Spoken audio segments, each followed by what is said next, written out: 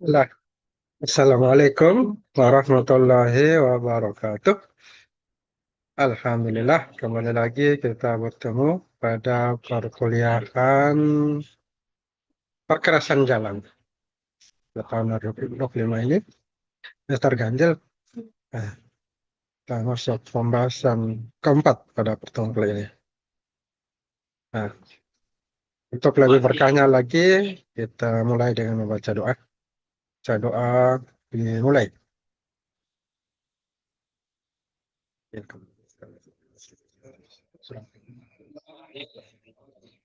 Amin ya Rabbal Alamin.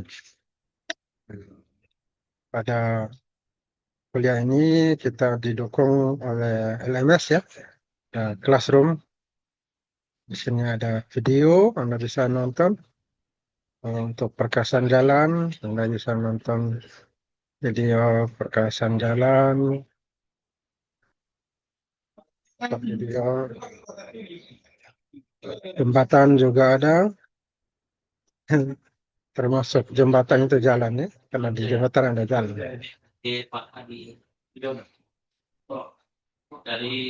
Kemudian ada absen, silakan diisi. Absen 1 sampai terakhir. Yang menonton video perkuliahan sebelumnya saya pernah rekam, ini ada video perkuliahan tahun pertama sampai terakhir. Dan ada evaluasi pembelajaran, ini bisa diisi mahasiswa, kepuasan mahasiswa, begitu evaluasi pembelajaran. Tinggal diharapkan bisa meningkat kualitas pembelajaran kita, kualitas perkuliahan. Bisa lebih bagus lagi kalau ada masukan-masukan, kemudian diperbaiki, akan tentunya kualitas pengajaran akan lebih bagus lagi.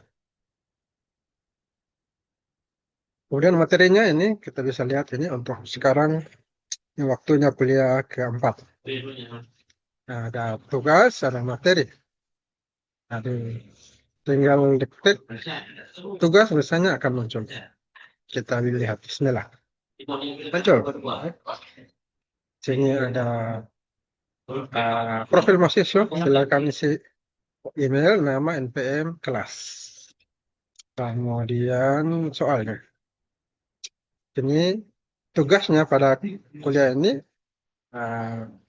lapis-lapis perkerasan lentur. Nah, apa saja lapisan perkerasan lentur? Kalau lapis-lapis ini kue lapis. Kemudian apa penyebab kerusakan jalan lentur? Kemudian ada 5 jenis perkerasan beton, perkerasan kaku, rigid pavement. Apa saja 5 jenis perkerasan kaku? Kemudian komponen konstruksi perkerasan kaku ya, rigid pavement. Apa saja komponennya dari rigid pavement? Kemudian perbedaan.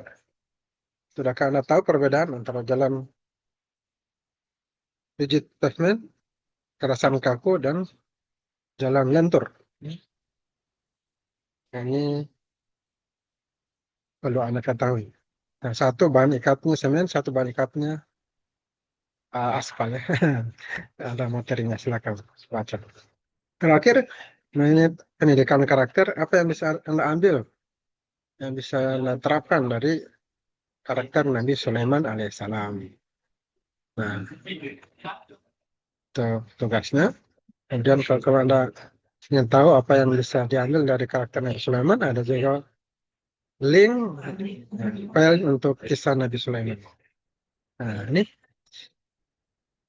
dari sini Anda bisa baca-baca kisahnya. Sebelumnya ada penjelasan tentang tujuan pendidikan tinggi, kemudian masuk kepada kisah Nabi Sulaiman alaihissalam.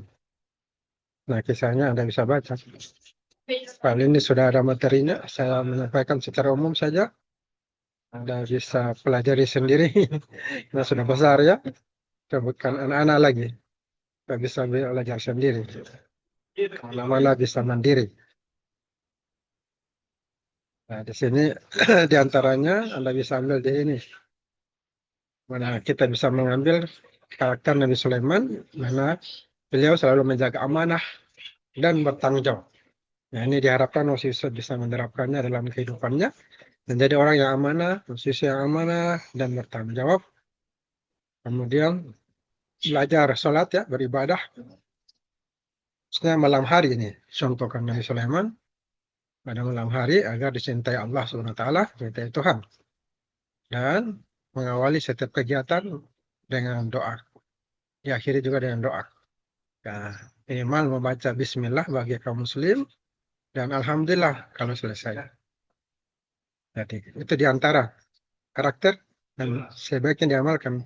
Bagi yang Muslim amalkan setiap aktivitas membaca doa Bismillah dan akhiri Alhamdulillah. Kita kuliah tadi sudah mulai baca doa. Akhirnya juga nanti dengan doa. Ini bisa ini adalah karakter. Ya, diharapkan bisa diamalkan. Kemudian soal-soal lainnya sudah ada jawabannya di sini. Juga sudah disiapkan juga materi yang membahas masalah perkerasan. Ada perkerasan lentur, ini lapisannya bisa dilihat ya. Ada 4 ya. Surface course, base course, subcase course, dan subgrade. Nah, Anda bisa baca. Silakan dibaca. Lapisan permukaan, nah, dijelaskan lagi lapisan permukaannya secara rinci. Lapisan fondasi atas, base course dijelaskan lagi. Tadi surface ya, lapisan permukaan. Nah, base course, lapisan fondasi bawah, nah, ada penjelasannya lagi. Kemudian subgrade, tanah dasar. Nah, ini silakan dipelajari. Silakan cara belajar itu membaca. Anda membaca, diulang-ulang membaca, repetisi, maka Anda akan kuasai ilmu tersebut. Karena otak itu otomatis, kalau diulang-ulang, maka dia akan tersimpan. Untuk jenis kerusakan juga dijelaskan di sini, beberapa jenis kerusakan. Ya. Kekerasan lentur. Apa penyebab kerusakan juga dijelaskan, ada 6. Jenis kerusakan juga ada. Kemudian berikutnya, di samping perkerasan lentur, ada perkerasan kaku. Rigid pavement. Nah, ini jenis-jenisnya. Ada 5 jenis ya. Tadi di soal, nah ini jawabannya. Joint plain concrete pavement, joint reinforced concrete pavement, continuously reinforced concrete pavement, stress concrete pavement, fiber reinforced concrete pavement. Ada 5. Apa saja komponen konstruksi perkerasan kaku? Nah, ada subgrade, subbase, ada tulangan,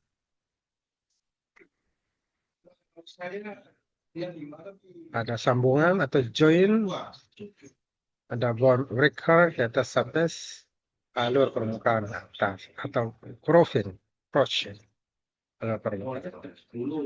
Kalau perbedaan antara keduanya, perkerasan kaku dan jalan, lentur, nah ini juga dijelaskannya. Ada 5, masing-masing 5. Jadi sudah jelas ya. Saya jelaskan intinya. Untuk mempelajarinya, silakan dibaca. Ada juga di sini materi tambahan, barusan saya upload tentang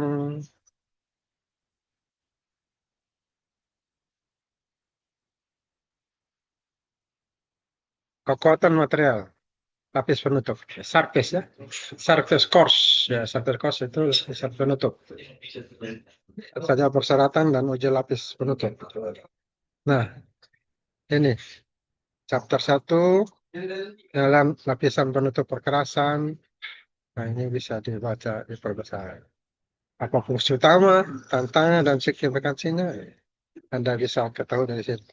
Struktur lapisan perkerasan jalan, nah ini tadi ya, surface, base, subbase, subgrade. Ya. Kalau ada jenis perkerasan, fleksibel dan rigid. Nah, fleksibelnya lentur, akan rigid perkerasan kaku. Aspal dan semen peningkatan.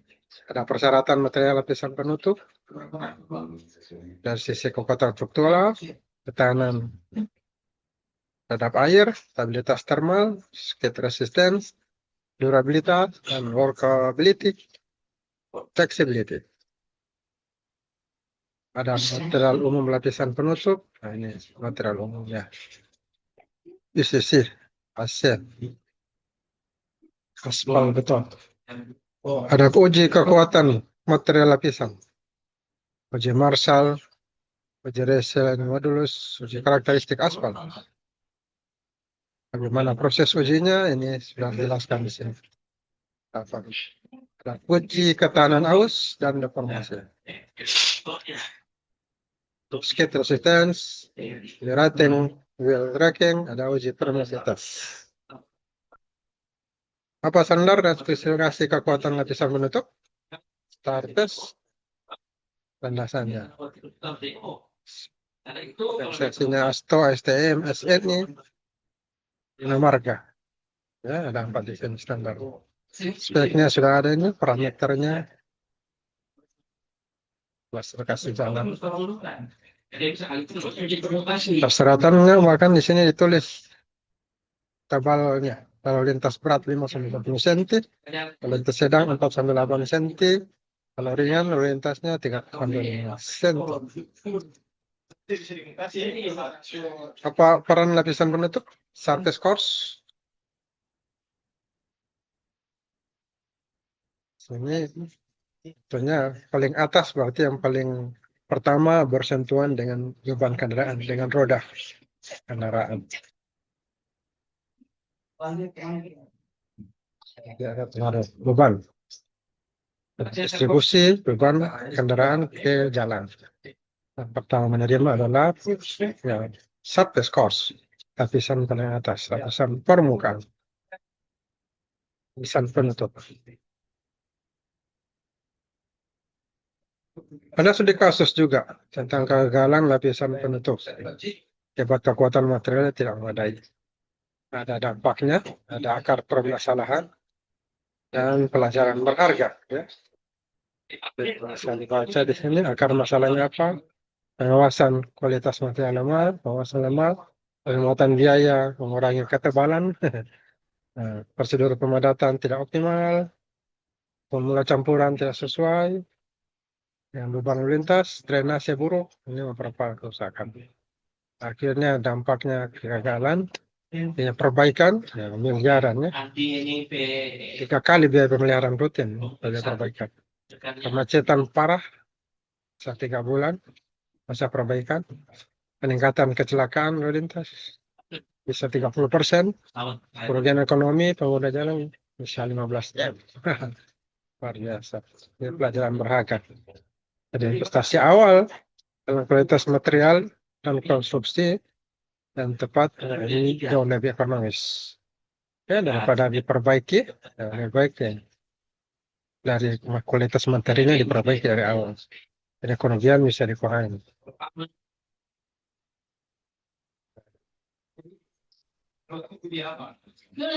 Ini teknologi inovasi dalam material lapisan penutup. Ada aspal modifikasi, ada RAP, Redline Asphalt Pavement, ada Warmix Asphalt, VMA, ada nanoteknologi dalam aspal, ya, sudah canggih. Kalau ini geosintetik juga, stabilisasi, dan aspal self healing. Mengurangi kebutuhan pemeliharaan rutin hingga 50%. Dan self healing yang menyembuhkan sendiri. Luar biasa teknologi sekarang. Nah, ini ada pengujian lapisan penutup. Pengujian surface ya. Pengujian kontrol, kualitas, dan pengujian struktur.